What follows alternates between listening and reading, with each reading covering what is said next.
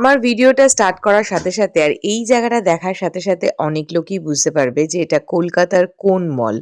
ইন্ডিয়াতে আসার পরে আমি ভাবিনি যে আমি এখনো অব্দি একটাও সিনেমা দেখতে পারবো না। তো অ্যাট লাস্ট আমি একটা মুভি দেখছি।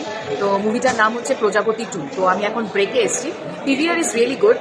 আর প্রজাপতি 2টাও অনেক ভালো। আমি জানি না আমার কথাটা কতটা শোনা যাবে, but I will try my level best. যারা বোঝোনি তাদের জন্য এটা মানিক স্কোয়ার, এবং মানিক স্কোয়ারের এই পিভিআর এর জায়গাটা আমার কিন্তু বেশ লাগলো। আপনাদের কেমন লাগে?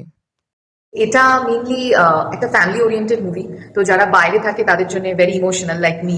আমিও যখন অনেক বছর পর পর ইন্ডিয়াতে আসি, তো আমারও ঠিক এরকমই একটা ফিলিংস হয়। বাট ভালো আপাতত মানে in half time I am feeling good. একটু ইমোশনাল।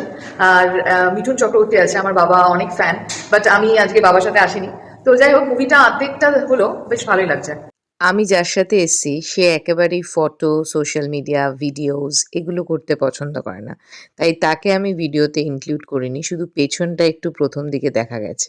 এরপরে আমি আস্তে আস্তে ওপর থেকে নিচে নেমে আসলাম। চারিদিকে বেশ পরিচ্ছন্ন এবং প্রচুর দোকান আছে, আপনারা দেখতেই পারেন। তো আমি এর আগে, বহু আগে যখন আমি ইন্ডিয়ায় থাকতাম তখন হয়তো আমি ১-২ বার এসছিলাম, কিন্তু আর বেশি যে খুব আসা হয়েছে তা না। আজকের মুভিটা ইমোশনাল ছিল, জানি না কতটা লজিক্যাল, বিশেষ করে ওই পান্তা ভাত খাওয়াটা।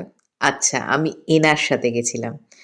আর আমি একটা ফটোও দিয়েছি, মানে মুভিটার, যেটা আমার সবথেকে ভাল লেগেছিল, যখন বাচ্চাটা দুর্গা সেজেছিল।